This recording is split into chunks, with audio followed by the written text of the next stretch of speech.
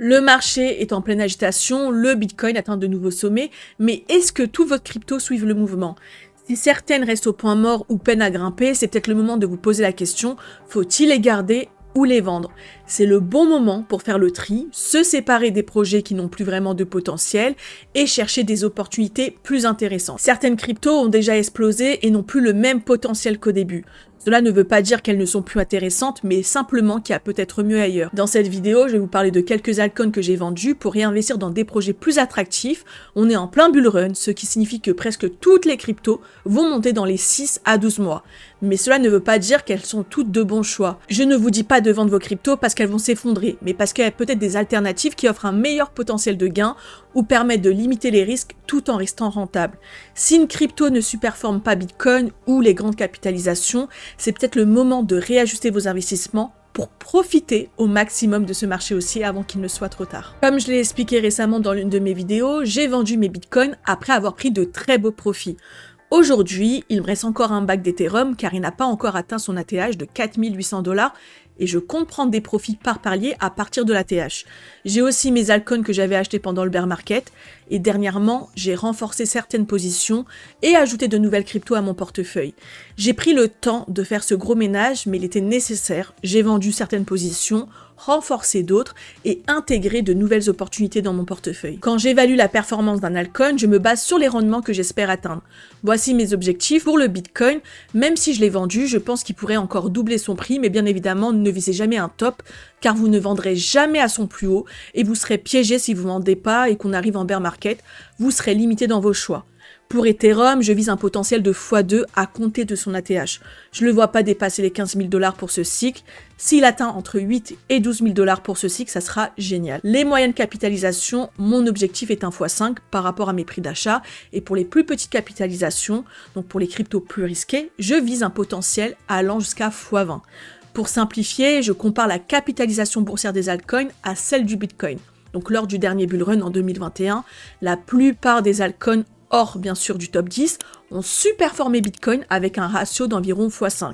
Cette comparaison permet de voir si un altcoin progresse plus rapidement que Bitcoin ou s'il fait rien et progresse moins vite. Il faut tout de même rester prudent car les rendements diminuent à chaque cycle, donc les hausses des altcoins sont moins marquées qu'avant.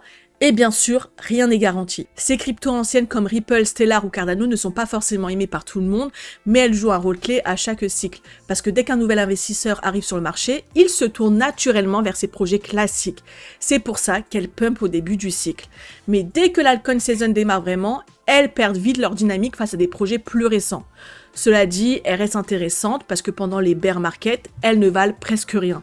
Et dès que le marché repart, elles explosent. Pour moi, c'est une stratégie simple. À chaque cycle, et c'est mon troisième, j'achète un bac de ces cryptos parce qu'elles me rapportent toujours de l'argent. Prenons Ripple, vu que dans cette liste, c'est celle qui est plus tendance. Récemment, il est passé de 0,50 à 2,50 $, soit un x5 en très peu de temps. Franchement, je ne m'attendais pas à une montée aussi rapide, surtout pour ce type d'altcoin à ce stade du marché. C'est pour ça que j'ai décidé de vendre mes bénéfices et de rediriger cet argent vers des cryptos encore sous-évalués. Pour vous donner des exemples concrets, je vous affiche à l'écran mes achats et ventes de ces cryptos. C'est tout de même impressionnant et très bullish car Ripple a atteint son ATH de 2021 en un laps de temps relativement court.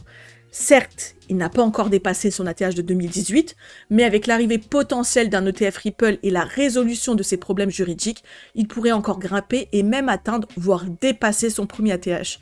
Ce n'est pas un conseil en investissement, je le rappelle, mon objectif personnel sur cette crypto a été atteint, donc j'ai vendu l'intégralité de mes positions, conformément à mes objectifs fixés. Les meilleures opportunités se trouvent souvent parmi les cryptos qui n'ont pas encore connu de bull run. Ces projets sont encore en phase de découverte de prix et offrent un potentiel de hausse bien plus important. A l'inverse, les anciennes cryptos ont déjà un historique, leurs zones de prise de profit sont généralement prévisibles car beaucoup d'investisseurs vendent avant leur ATH, ce qui limite souvent leur potentiel de gain. C'est pour cette raison que j'ai pu réinvestir sur des projets qui n'ont pas encore connu de bull run ou qui ont eu un mauvais timing de lancement. J'ai accumulé du C, du SUI et PIF Network récemment. Après avoir fait mes recherches en termes de risk-reward, elles se sont révélées très intéressantes. Ces trois projets sont des positions fortes dans mon portefeuille. SUI a déjà montré une belle performance, mais je pense que C et PIF Network ne tarderont pas à suivre. PIF Network, par exemple, me fait beaucoup penser à Link, mais avec un potentiel encore plus élevé à l'avenir que Link. Quant à Sei et Sui, elles sont souvent comparées à Solana, et j'espère qu'elles nous réservent de belles surprises lors de l'Alcon Season. Pour l'instant, Sui est clairement celle qui mène la danse parmi ces trois-là. Je n'ai pas encore passé d'ordre de vente sur aucune d'entre elles, car c'est leur premier bull run. Et comme souvent dans ce cas, elles pourraient dépasser toutes les attentes. Je reste attentif au marché, j'ajusterai mes positions en fonction de leur performance et de l'évolution globale du marché.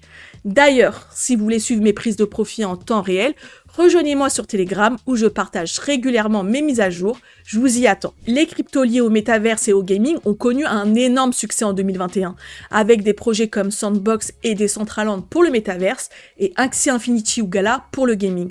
Elles risquent de connaître une hausse rapide car elles ont déjà un historique et certains investisseurs tenteront de reproduire la même dynamique qu'en 2021.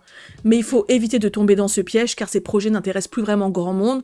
Côté métaverse, on constate un essoufflement majeur avec peu de mises à jour importantes ou de réel hype. Côté gaming, les choses évoluent un peu plus, mais la hype est désormais derrière nous ou loin devant nous. À part Gala qui pourrait encore avoir du potentiel, je n'ai aucune de ces cryptos dans mon portefeuille. Je pense qu'il faut mieux les éviter, car même si elles peuvent connaître une hausse dans les semaines ou mois à venir, elles ne sont pas, à mon avis, viables sur le long terme, ou du moins pour ce bull run. Alors, est-ce qu'il y a des opportunités dans le métaverse? Peut-être, mais pour ce bull run, je mise sur une autre tendance bien plus prometteuse, l'intelligence artificielle. C'est là que j'ai fait de nouveaux achats stratégiques. Je me suis basée sur ce qu'on a vu en 2021 avec le gaming et le métaverse qui ont offert des gains spectaculaires. Aujourd'hui, je suis convaincue pour cette Alcon Season, c'est l'IA qui sera au cœur de la hype. On pourrait même voir des performances similaires à celles vécues avec le gaming et le métaverse lors du dernier cycle. Pour ceux qui ont raté la tendance métaverse et gaming en 2021, laissez-moi vous rappeler à quoi ça ressemblait, des hausses vertigineuses, des x10 ou x20 presque inattendues. Et cette fois, il y a d'autres narratifs qui pourraient exploser, mais celle sur laquelle je n'ai aucun doute, c'est l'intelligence artificielle.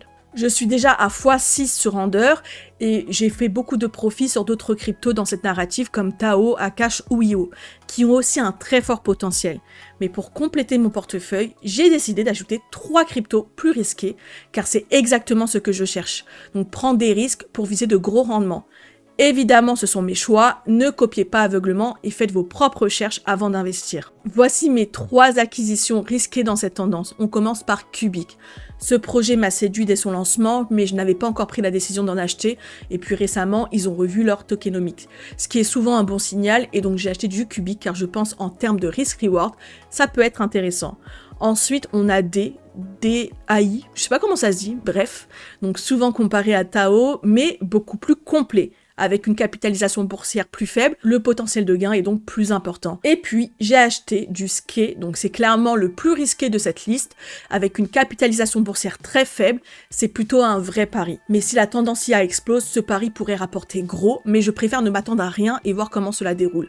Ce sont des cryptos très risqués, j'en suis consciente, mais j'en ai d'autres qui contrebalancent le portefeuille, mais c'est exactement ce que je recherche. Et si cette narrative suit le même chemin que le métaverse et le gaming en 2021, tu l'as compris, on pourrait voir des retours sur investissement exceptionnels. Les secteurs à ne pas négliger pour ce cycle incluent les RWA et les memecoins. Les RWA, on en a beaucoup entendu parler car ils connectent les actifs du monde réel à la blockchain, créant ainsi un lien entre la finance traditionnelle et la crypto. J'en détiens dans mon portefeuille, c'est pas ma plus grosse conviction pour ce cycle, mais je doute pas de son potentiel. Quant au memecoin, bien qu'il soit très spéculatif et risqué, avec de nombreux scams, ce secteur est très apprécié. La plupart des gens s'intéressent surtout à la partie dégène, sans se préoccuper de la tech ou autre. Mais les memecoins sont soutenus par des communautés engagées, ce qui les rend intéressants à suivre. Je ne pense pas qu'il faut allouer 100% de son portefeuille aux memecoins, mais il est bon d'en avoir une petite partie. Avec tous les memecoins disponibles, il est vrai que trouver la pépite n'est pas une tâche facile. Sinon, on peut aussi jouer la sécurité et investir dans ceux qui sont déjà listés et bien classés en termes de capitalisation, même si leurs performances ne sont plus aussi impressionnantes qu'à leur lancement. J'espère que ma vidéo t'aura plu, n'hésite pas à commenter et donner ton avis sur mes choix, et nous on se retrouve comme d'habitude sur ma chaîne pour une prochaine vidéo. À bientôt.